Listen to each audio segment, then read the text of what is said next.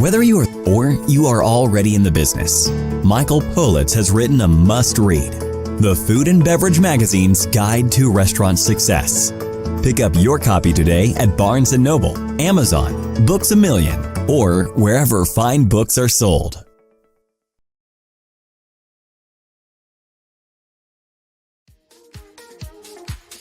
Food and Beverage Magazine Live, bringing food and beverage to life, with your hosts, James Beard Award winner Jennifer English and Food and Beverage Magazine publisher Michael Politz.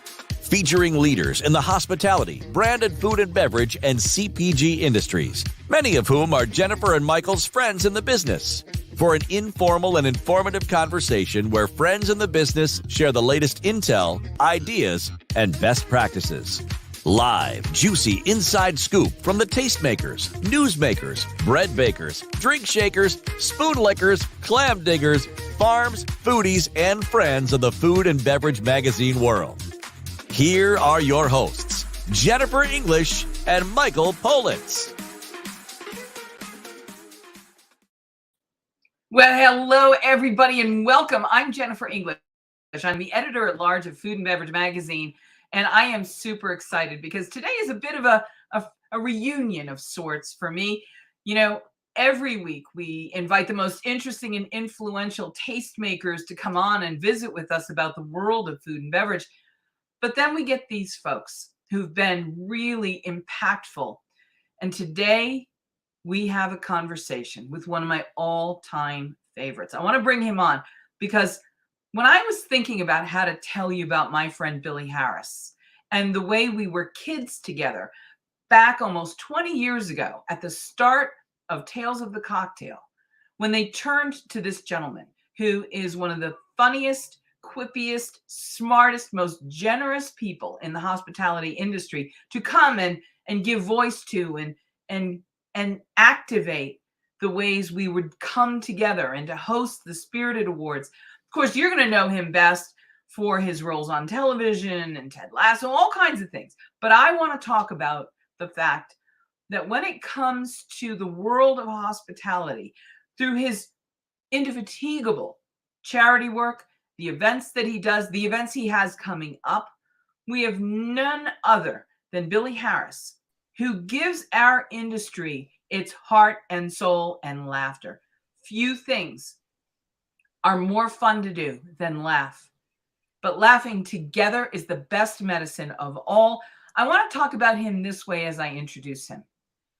There are a myriad of stand-up comedians, but we are lucky enough that Billy Harris takes his talent and his intellect and his humor and his passion for the world of food and drink, and he is somebody who does the most important thing of all. As everybody knows, my favorite word about our entire industry, yes, it's hospitality, but it's conviviality. Conviviality is the joy of coming together and breaking bread together and sitting at table together and being together.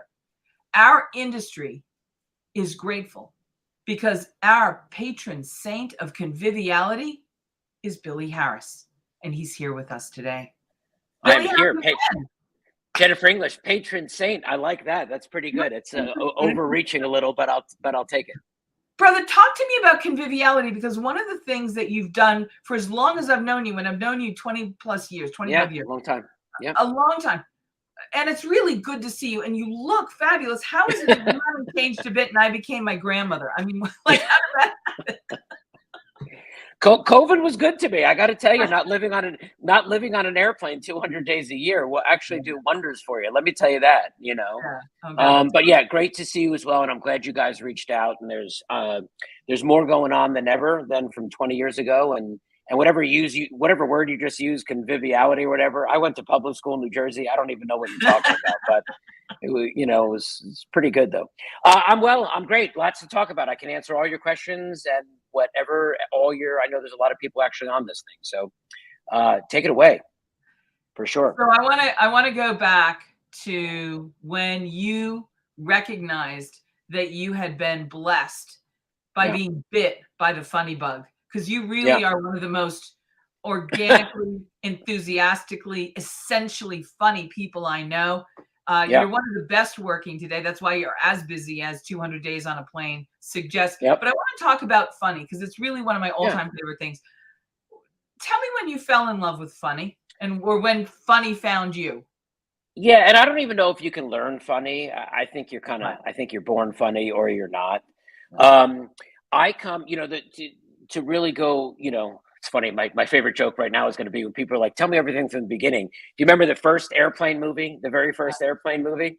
They go, tell me everything at the beginning. And the guy goes, well, first there were the dinosaurs. So that's if you wanted to go way, way back, which is a great line. But, for me, I come from a whole line of vaudevillians, all some pretty famous stars in the 20s, 30s, 40s. You're really going back 100 years ago, 90 years, 80 years ago. My first gig was at Grossinger's in the Catskills in 1979. No. Yeah, I was a magician's assistant, as a little wise ass kid, so to say. But my grandmother would have been as good as Billie Holiday, one of the all-time greats. She was a singer, but she came from an Orthodox Jewish family. She was not allowed to perform. All of her brothers, one was a stand-up comic in the Catskills, one played guitar in a big band, the Carmen Caballero Orchestra in the 40s. Wow. On my dad's side, my grandfather, Billy, my dad's dad, so the connection, and my daughter, who's Georgie Harris, was named after Georgie Jessel, who was one of the most famous, he's been dead since 1980, and he was born in 1898. Georgie Jessel started the Friars Club in LA with George Burns and Al Jolson, in 1930, whatever. He was married to Norma Talmadge. You're talking way back Hollywood history. Mega. And when he died, he was actually known as the Toastmaster General of the United States. And at the end of his career, he would do all the eulogies for all the celebs' funerals. So, and then my grandfather's, his sister, she danced for Milton Berle at the Texaco Star Theater in the early 50s. So a very, very long time ago. But everyone around me was just funny. My dad's funny. My mom's funny. Everyone was just funny. So I was telling me you did not stand a chance. I did not stand a chance. I was definitely more of a wise ass and a wisecracker as a kid. A Weisenheimer. A Weisenheimer for sure. And I was a theater kid, and I loved movies, and I loved acting, and I loved comedy, and I loved improv, and it was always in the family. We were always going to theater and going to see movies, and when you're growing up outside of New York City, it's all around you all the time, But yeah, really, really fascinating that in my particular case, my particular story, that there's so many people that were, so to say, and truly working in the business. But once again, my grandfather, who was William, who was Billy Harris, he used to actually carry Georgie Jessel's bags around. Wow. So he worked for him. And for those of you, if you Google right now, use the Google and look up Georgie Jessel for his time. He was really, really, really, really successful. So tell me something. Yeah, I will tell you something. You love food. And I love watching you in kitchens. I love watching you talk to chefs. I love watching you talk to mixologists. You have the thing you're born with when you love gastronomy and hospitality, going into kitchens, sharing meals, being together, the process of how the cooks work. Yeah. I love watching you do your thing in kitchens as much as I love watching you do your thing in the big room in Vegas.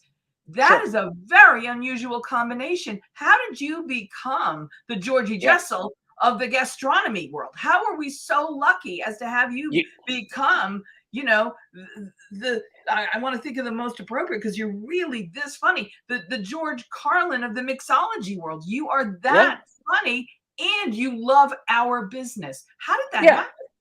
Well, I was thrown into it. I mean, I knew nothing about food, wasn't working with chefs. My wife would probably tell you I'm still a shitty cook, to this day. But what happened was, and I'll give a shout out to my good friend Joe Allegro, who I still work with. A good friend of mine got a job at the Food Network in 1994 and called me up and said he got a job at the Food Network at the beginning heydays of all this. And let's go back there just briefly because you bring this up. Those were the earliest days of Food Network. The earliest. My first gig was with a guy that went bam all the time, with Emerald back in the day. So what my buddy Joe Allegro, who's an event producer and produced all those live events, he brought me in. He's like, we're doing this Food Network stuff. They need a live host. You're the guy. So it was just kind of like through that relationship. And I started hosting all these live events for the Food Network with the Rachel Rays and the Bobby Flays and the Emeralds and the very heydays of the Two Hot Tamales and Mary Sue. So all of a sudden, it was just, I was doing the same shtick, being the same wise ass, but all of a sudden I was in a kitchen or I was on a set or I was on a soundstage or touring with chefs. And this was long before, just food TV and food, now you can't escape food TV. Top Chef, Master Chef, Junior Chef, this chef, that chef, pick a chef in every country around the world. These shows are duplicated. So it became listen, we all love to eat. It's the source of life for all of us. But, all of a sudden, when you're doing it with Thomas Keller and Daniel Boulud and Nancy Silverton on the food side of things, it's as good as it gets. You pay attention. You pay attention. And the two things that really happened in my world, and people really know me from food and philanthropy, which is kind of my whole world for almost 30 years. People love to eat. They love to drink. They love to have a good time, all of that. But what happened for me was with the rise of the celeb chef, okay, they very much cross-pollinated very quickly in the philanthropic world. And they do so many of these galas in New York City, like at Cipriani on Wall Street for the New York Food Bank and autism and AIDS and breast cancer and go down the line. So slowly in 1999 and 2000 and 2001, they're like, hey, we should have Bobby Flay come cook the dinner for all the guests. So the mega chefs started getting integrated because of the rise of food TV into that philanthropic world. So the two things that really happened to me, like I know there was that movie, is it called Sliding Door or something door with, for all of us, if you take a left in life or if you take a right in life. So I started working with Joe Allegro with the Food Network, and that kind of really got me into the culinary space and hosting all these culinary events with the best of the best, just because the idea of having some sort of culinary host, culinary MC was unheard of at the time.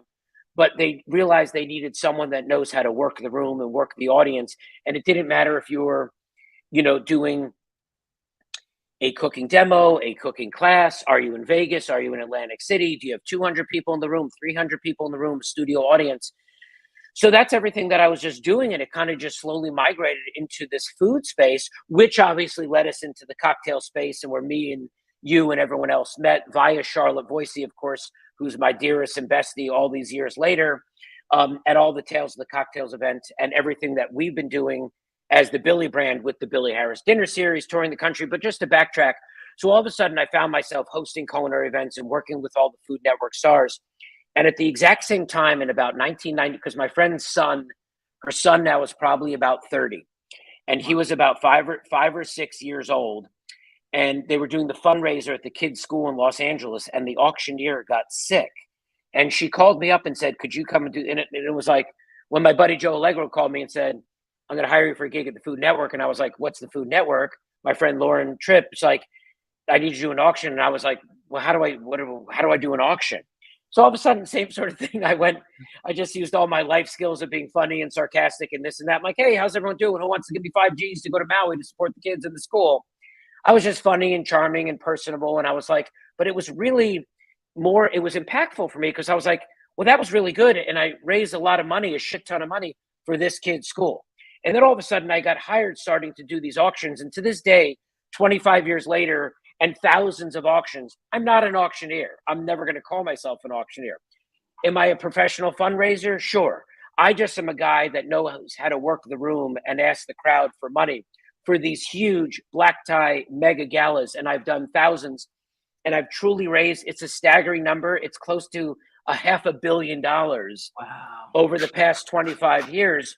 But it's like, I do it. It's like my pleasure. I love doing it. I know how to work the crowd. I know how to ask for money, but I'm a revenue generator for so many of these people now because, well, number one, they bring me into the event, but I'll be like, if we're doing an event for No Kid Hungry or Alex's Lemonade or the American Cancer Society, and I'm like, hey, how about so me and my business partners and Paul Vitagliano in LA, we have produced hundreds of events now, live events. And of course, during COVID, we did over 100 virtual events. And I am going to give another shout out because we do exclusively work with the William Grant team because we have such a great relationship with Charlotte. So they were so impactful that we could still get cocktails in a box with a bottle of wine and 5 courses from Wolfgang Puck or Nancy Silverton and delivered to everyone's door. I know I'm all over the place in the conversation, but it's all in sync from our live events and our virtual events. And somehow it started just by chance that I got connected to the Food Network. And then Joe Allegro, who I mentioned, who brought me into the Food Network, he left the Food Network 20 years ago and went to No Kid Hungry. So that's how I really started getting involved with chefs and philanthropy, because they've been around for 35 years already, but the level that they're at now, it wasn't like that, Right. in 2000 or 1997. And now No Kid Hungry has all of the Taste of the Nation events. So it's really been my world. This kind of segues back to food and philanthropy, which has led to, obviously, with great food comes great wine and comes great cocktails, which comes Tales of the Cocktail and every other culinary tour that you could imagine. I've been connected to most of them, most of all the major big events. It's me, Woo! I got all that out. That was an opus, and it was masterful, because what you've just done in a short amount of minutes was take us on a whirlwind tour of why and how we got here, and why there is, as we face forward to food 3.0, after 110,000 restaurants close and everybody in our industry has had to reimagine what the future of food is going to look like. There's one thing we know for sure. Everything you just talked about isn't going away. We love it. We're not done yet. So hang on to your hat. Let's go back about two things. You talked about the dawn of the Food Network. At that same time, Chef Gordon was creating the Celebrity Chef.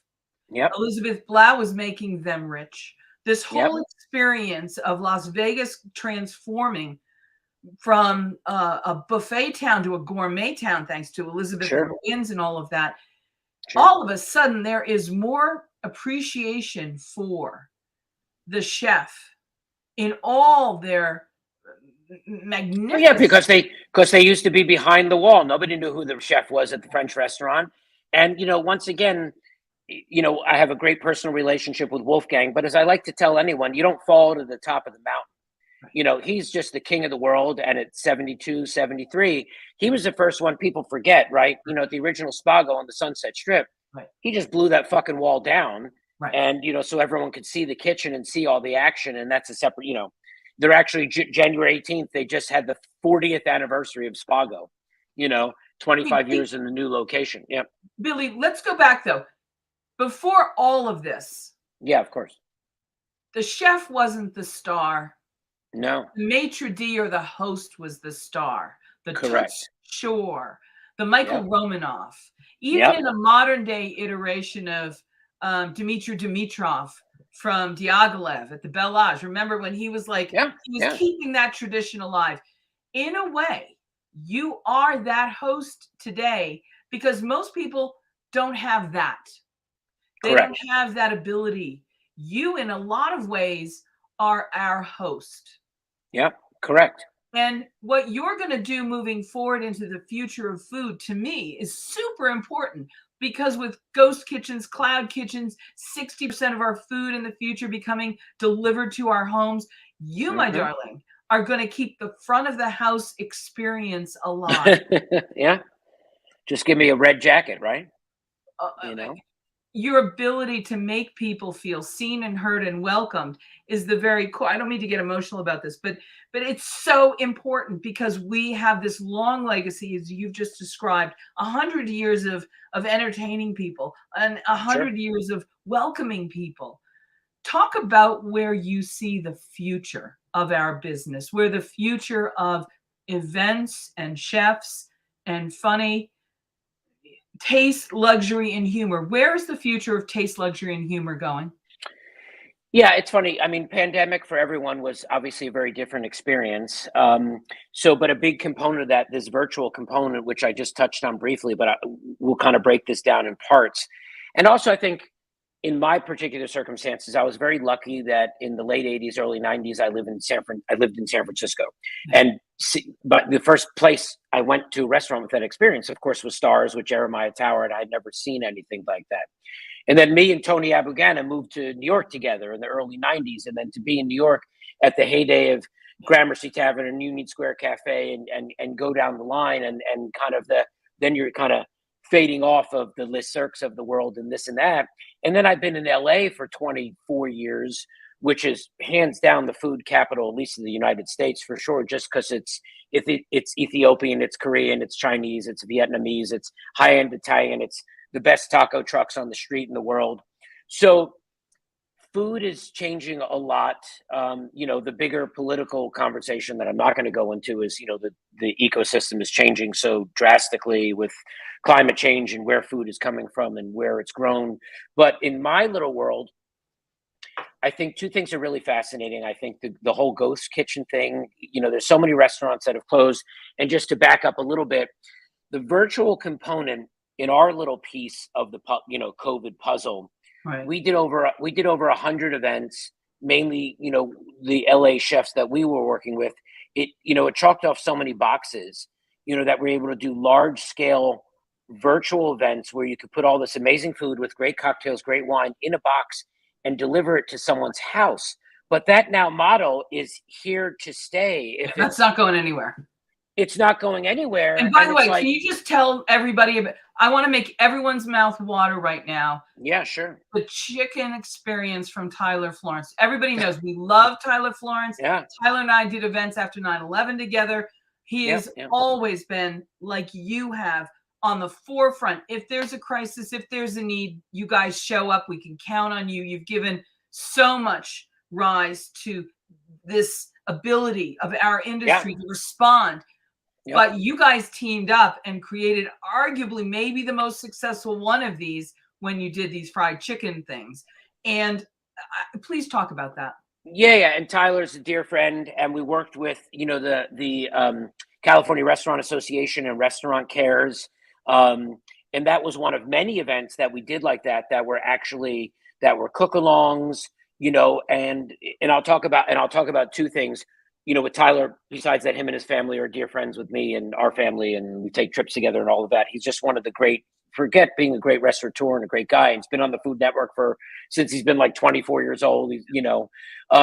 He's done so much for, on even a bigger level, World Central Kitchen and this and that, and disaster relief and the fires up in Sonoma and Napa. But the one particular event, which was a fried chicken event, it was, you pay $20 or $25 and you get the recipe in the mail, and Tyler's in the kitchen. And, we had hundreds and hundreds of people making fried chicken at home. And at the same time, you can raise 50 grand for a charity or for people that really need it. Once again, that kind of falls in that COVID model of stuff like that, that's here to stay forever, that you could take a mega chef like Tyler or a Thomas Keller or a Boulud, or go down the line, a Paul Kahn in Chicago, a Michael Schwartz in Miami. It doesn't matter. If it's Aaron Franklin doing barbecue, that anyone could be on this live stream right now from all over the world. We could do it virtually for cooking. You could do it virtually for cocktails. Food works so well virtually.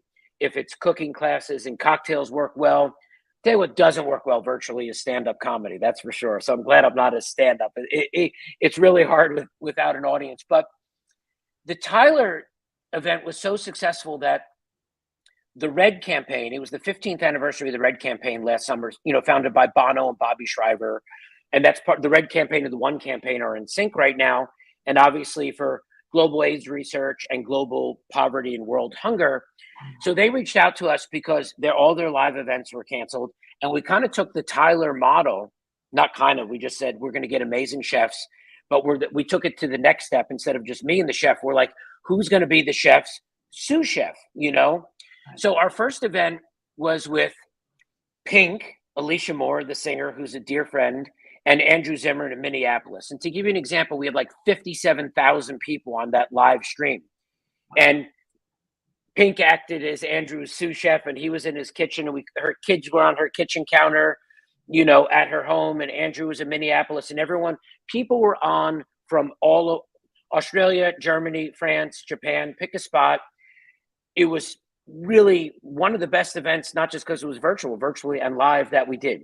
And then in my kitchen right next to me, the next event, we had Anthony Anderson and Ron Sanchez, cooking everyone was drinking tequila and was hammered, but they had tens of thousands of people on the Zoom. And then we had Kristen Kish, she won Top Chef with Joel McHale. they were on the Zoom. And then we had Tyler in San Francisco with Al Roker in New York City. So we had 4 mega events. So you took all these chefs and all these mega stars, put them on Zoom, connected it to a great organization. The Bill Gates Foundation matched dollar for dollar. Merck threw in like $500,000. They raised so much money. Nobody had to leave their house. Everybody was so connected. And that model 100% is here to stay forever in one capacity or the other. Billy, I love that you created that and have really realized what it can be. Where do we go to keep that idea fresh? Where do we go to keep the excitement? And I'm going to use the word again because it really is my favorite word. Those 50,000 peoples were sharing conviviality. Conviviality. God, that's a big word, but I like it. Yeah, sure. You are the cultivator of conviviality. You are the patron saint of conviviality. You know how to teach us how to have a good time together, no matter what the circumstances. How do you see cultivating conviviality, keeping this model fresh in the future? And what events do you have coming up that do just that? Yeah. It's funny to steal it was a line in a George Clooney movie, but life is better with company, which was from Up in the Air. And, it's amazing that people weren't, God willing, this is a once in a lifetime, the COVID pandemic scenario that we're in, but it just changed people's worlds. And technology is a great thing when it works. And when God is my witness, the February, March of 2020, my sister calls me up because I told her what we were working on, this virtual component. And she gave me the name of a good friend of ours. And she's like, call him. He just started working at this place called Zoom. That was her exact words. And I was like, oh yeah, that's a business to business, video conferencing for work. And look what that turned into and all the streaming services since then. But it really was a way, if people were just being connected with family and friends, the good and the bad of it. But then to add in what we were doing and to give so much love and support, and then of course money to restaurants, because people would buy tickets and all the money's going to the restaurant to support restaurants. And then we had so many at that point, and there were restaurants that were still showing up for their community. They were still doing whatever they could to take care of people, as our business has always done. We always take care of you. We're not in it for the money. Always for 100 years. There. We're always the first ask on a charity thing, fundraiser for the Little League, fundraiser for the ballet school, whatever it is. We're the ones you come to because we are your public family. Yeah, and you're the lifeline and the bloodline of all of it. And the amount of restaurants when they're like, okay, we're going to do this event. We think we're going to have 200 people and we're going to give you $30,000, $40,000. They're like, are you kidding me? Like, we can keep so many employees on, for another month, for another 6 weeks, just from events like that. So it was a win-win for everybody. We were still able to give tons of money to the restaurants, support so we had great partners, and it's not name dropping, but like Wells Fargo came in and said, okay, we're going to give you $250,000 to give to 20 different charities. So do your dinners and each charity will drop them $20,000. So everyone was working together, coming together, but it all starts, like you said, it all started because of the meal, because of the food from the restaurant. So like you said, if it's the kids' Little League or the ballet fundraiser, and it's at a restaurant or it's at the Four Seasons or it's in Las Vegas, it all starts with the food. It's the common connector. Billy, listen, I hate to ask. This is a real fun reunion for me. You and I could talk for hours. We usually will have a Gary Regan finger stirred Negroni or Sazerac with us when we do it. But I want to say, I've got to be mindful of the time. I know we've got a heart out with you. You're a super busy guy. Can we just have a few more minutes to cover a couple more things? Because I want to make sure we cover your most important events coming up. I want to go back to the vaudeville days. You know, the connections we all share. I want you to imagine our ancestors. Our publisher, Michael Politz, his cousin was Al Jolson. You're related to George Jessel. We have these roots. I want you to imagine our ancestors looking at us today and doing what we're doing for our community, what would they think of what's happening now and how we continue to do what we do for all the right reasons, for all the people we love in our community? Yeah. What would our ancestors, what would Georgie Jessel say? What would your grandmothers say about what you're doing now? Yeah, not talking about the COVID stuff, just in general, right? Yeah, just in general. I mean, look at how you've raised literally hundreds of millions of dollars over your career, using all your gifts, using all your legacy. Yeah, I mean, listen, I hope everyone would be proud. Like, it's just been, I've traveled the world, I've eaten all over the world, I've met so many great people, you included. I've been part of just like the most amazing events. Like, as a guy that was born in Philadelphia and grew up in New Jersey, it's kind of like, I could tell you right now, like in the middle of July, I'm hosting a dinner in Nancy Silverton's backyard, not in Los Angeles, in Italy. In Italy? And you're just like, how is this? Like, what is this? How is this? Now, listen, people that are in the food space know who Nancy is, who Thomas Keller is, but some of these people, are just so extraordinary. And you talk about real groundbreakers and trendsetters and the people that have been doing it for 40 years. That's we could talk about that for 6 hours, which we won't go into right now. But yeah, I think for me, it really goes back to, like, I sleep so good at night in regards to that, these kind of two passions of amazing food and philanthropy and working with nonprofits, because, it wasn't just restaurants closing left and right. The amount of nonprofits that haven't been able to fundraise in 2 years, that $20,000 made a difference, $50,000 made a difference. The big black tie galas of New York City and all over the place, those are just fine. Yeah, go ahead. And let me chime in here. And the ask increased because more people being out of work went to food banks, went to ask for help. The ask for help is tenfold skyrocketed, and the need is greater than ever. I mean, that goes without saying, but it also comes from our industry from within. Yeah, I mean, the food banks of New York City and Los Angeles serve, it's like 500,000 meals a day. It's a staggering number. And I've been in LA for so long. So in LA, it just got exponentially worse. So it's like the fact that we could do these events and keep raising money for so many nonprofits, but it wouldn't work without the Wolfgangs and the Nancys of the world, that we can incorporate them into an event which brings so many people, which, once again, it all starts with the food. If they put just my name on the bill, they raise $4. But if you put Wolfgang's name on the event, you'll raise $104,000.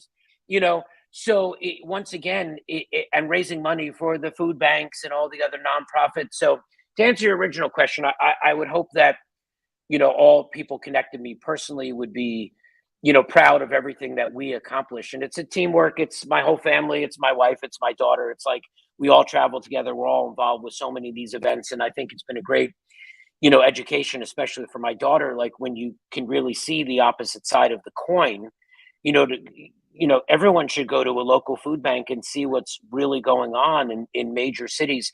So it's great to be able to also, for anyone to have their kids volunteer for so many organizations, which also goes back to all the philanthropy and everything that we're doing. But yeah, I mean, listen. It's easy to say, and they say it all the time, but hunger is no laughing matter.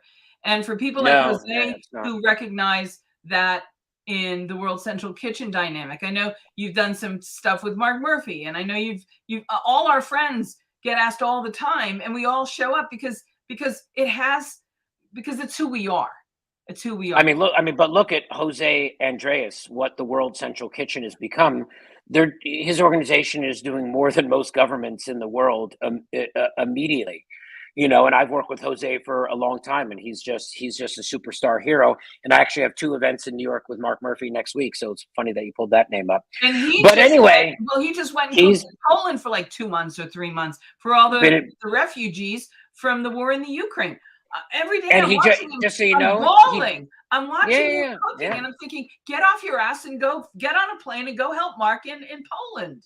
In Poland, yep, part of the World Central Kitchen. Yeah, he was there for almost 2 months, and he was home for only a week, and then he, it's not a challenge this week, but he went back to France with Ron Sanchez and Elizabeth Faulkner. But to bike ride through France, drink wine, but to raise money for Aaron Sanchez's foundation. So there's all these amazing creative ways to raise money, but these organizations, you know, from World Central Kitchen to providing, you know, culinary scholarships or just getting kids through high school and college, it's kind of endless, and we can go off on that. So Hey, to by end, the way, I want to say we've had a lot of comments popping up from everybody watching us online, including the incomparable Max Tucci, who's watching. And I want to say hi to everybody. We love your comments. Thank you so much. Before we run out of time, with the one and only, the patron saint of conviviality, I am the patron saint, Billy Harris. I want to ask you, I know you've got a big Super program bench. coming Yeah. up in addition to Cooking with Nancy. And by the way, you need to know Max is going to be in Italy as well, because he goes to Italy, and of course his whole family's Delmonico restaurant legacy is coming out in their new book, and all these things are going to cross. But talk about this big program that you have coming up that really blends this all together. The one of the year here, which we've been working on for 8 or 9 months. So I'm going to name drop here. So Silver Oak Wines, it's their 50th anniversary, just one of the all-time great wines. We had a really good relationship with them, and they wanted to do something different. So I was like, here's what we're going to do. We're going to tour for the next year, and we're going to do dinners all over the country, and with the very, very best chefs. So we started in Los Angeles 2 weeks ago with Nancy Silverton. And, you know, people were drinking like $30,000 worth of Silver Oak at each dinner. They also own Timeless. They also own Toomey. They also own Ovid, all these great wines. So we started with Nancy Silverton. We're going to New York City next week with Mark Murphy and Hillary Sterling at her new restaurant, Chisiamo. I think it's actually Chisiamo. Then we're going to Tandy Wilson in Nashville. We're doing 2 nights with Paul Kahn and the chef Dylan Patel in Chicago. Oh, fun. We are going up to Napa Valley on Saturday, August 6th is the actual 50th anniversary of Silver Oak at the winery. But we're doing a dinner with Christopher Costow the night before at Charter Oak. There's a party at the winery. And of course, he's James Beard honored from Meadowood. I mean, everyone's a Beard winner and Michelin star. Then we're going to Daisy Ryan, her husband Greg, at Bell's in Los Alamos the end of August. September with Stuart Brioja and Nicole Krasinski up at Statebird in San Francisco, and then Gavin Kaysen in Minneapolis, and then Nina Compton at Le Compere in New Orleans. And I got to tell you, I'm excited about all of them, but we bought out Franklin's Barbecue in Austin, and we're going to be drinking Silver Oak. That's November 11th. In Austin, so barbecue and Silver Oak. Can I bust tables for you that night just to be a fly on the wall? You can. So that's all on the Silver Oak website. We've actually only just done the first dinner, and then the next 3 coming up are in New York next week.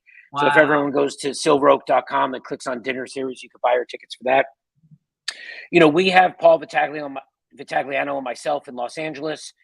You know, one of our biggest events here of the year that we're doing the American Cancer Society on the Sony lot in Los Angeles, October 2nd. That's for about 700 people. Super fun. And you talk about amazing wines, amazing cocktails. I mean, food, highbrow, lowbrow. We got Tacos 1986, Howlin' Ray's, Slab, Shake Shack. We also have Nancy Silverton, Suzanne Goen, Neil Frazier. We have the 100th anniversary of the Motion Picture Television Fund coming up June 18th on the Formosa lot in LA with Govan Armstrong, Ricardo Zarate, Mei Ling, and a whole other plethora of chefs. So we have tons and tons of events. And you're still finding time to perform. All the time. You still act. You're still doing everything. How do you do all this? I mean, you really are the busiest guy in our business. I'm very busy. I sleep well at night. I take a day at a time. You know, I live and die by the calendar. My wife will always ask. I'm like, oh, we're going to this thing. She goes, oh, I don't know anything about it. I'm like, it's on the calendar. Like, if it's on the calendar, it's happening. You know, if it's not on the calendar, it's not happening. But yeah, and then I'm going to loop us back around to cocktails and William Grant. Bring us back to cocktails and William Grant. Goddess of a friend, Charlotte Voisey, who has done more to elevate our global consciousness about appreciating every bite and sip. And I know that she's going to be involved in a lot of the things that you're doing. Take us back around to how you can explain how we've all come so far. From the early days of Food Network, from the early days of Tales of the Cocktail, from the early days of No Kid Hungry, all of it. You've been there and you've been on stage and you have shined a light and connected us all in such a way that has allowed it to become foundational for the future of food. I think there are few people who have done more, Billy, than you have to make us be in this space. When you reflect on that, how do you feel? You know, I mean, it's a good question, and it's already been a long, because I've just been doing it for so long already. So it's been an amazing journey. And I think it also, all this, and for anyone that's listening out there, it just goes back to the people that you surround yourself with. You know, it kind of makes the whole world, you know, go round. And for me, it just happened to fall then into the, you know, very slowly into the culinary, you know, spirits space with philanthropy. But those together, they've really helped. I mean, just jump cut to World Central Kitchen, and look what that has become. I mean, Jose would tell you anywhere, these people, they need food, they need to eat. So it all goes back to, look what we can all do when we're working for the common good. And we can have a lot of fun and the drinks and the food, but how important it is to help people. And, you know, people don't realize the amount of people that need your help in the world. So I'm just glad to be part of all of it, you know, and my little small piece of it. And that's what's up. But thanks for having me, Jennifer. You know, Billy, I want to share one thought with you, because you've given me and the world such an incredible gift.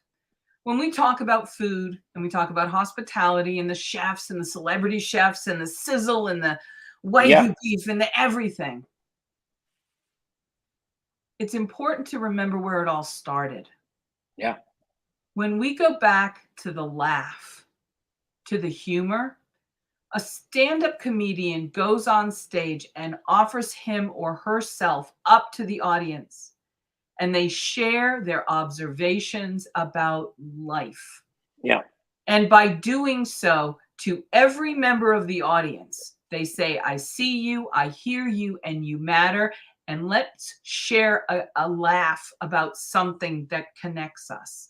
And when those connections hit and the human reaction, connection explodes in a sea of laughter and common bonding understanding, more than any bite of food, more than any sip, you have given us the kind of nutrition that really satisfies our soul.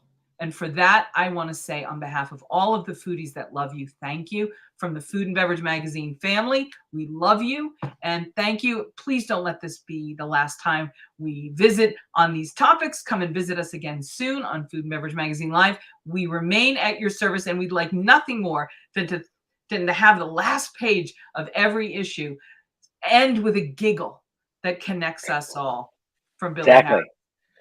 Well, as I like to say, it became, you know, I just like to end with, like, I'll see you around the table. It's a perfect place for everyone to meet. So thanks, everyone. Thanks, Jennifer, for your time. Thanks, Food and Beverage Magazine. And we'll see you at the next one, okay? And around the table. Cheers. Travel safe, Billy. Thank you for everything. Thanks, everybody.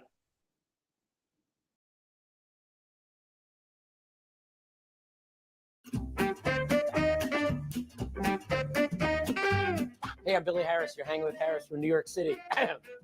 Let's do that again. I should have had a little something. I'm Billy Harris. Now it's not shot out of my nose. Hot, spicy Spanish. Blooper reel. Let's do that one more time. All right. So. No. Yes. What? Hanging with Harris! And you already screamed that you're hanging with Harris. You love squeezing my face. What up, big man? Hi, Billy. All right. Love the echo. All right, Chef. Hold on. Try that again. Are we going, Matt? Are we rolling, Matt? Sit up straight. I am sitting up straight. Sitting in my cup. I'm Sit ready, Matt. on your jacket. Have we done this before? I don't know why I just did that. I was like, 5 minutes, one and done. Let's all sweat together. Just getting all the kinks out a little bit here. Awesome. Are you getting on the chicken? I'm trying to get it on. Don't get on me. I want to Instagram that right now. Now you just push his eye out of his head. And then you just ripped it out. It was so happy. And then I'm going to put this guy in. Is it, wait a minute. If I go like that, does that make me a chef? Yes. It's so soft. Wow. It all came off. Do you do that one again? What do we do for that one? Sorry on the Ligarda. Seriously? Enough Yes. with the fake accent. I know you're from Jersey. The You really went classic out there with ones? the boof burger. And then Mamma Mia, Jersey. Of the asparagus. That was very. A little sweet bed. Let's try that again. Sweet bed. Sweet bread. Shawarma. Oh, Billy Harris. You've been hanging with Harris. My good friend Jonathan Waxman. Hanging with Waxman. Love and hang with Harris. Thank you, Billy. I love hanging with Harris. That's the whole. Sorry. It's go for the fire voice. You're 1 minute late. That clock's wrong.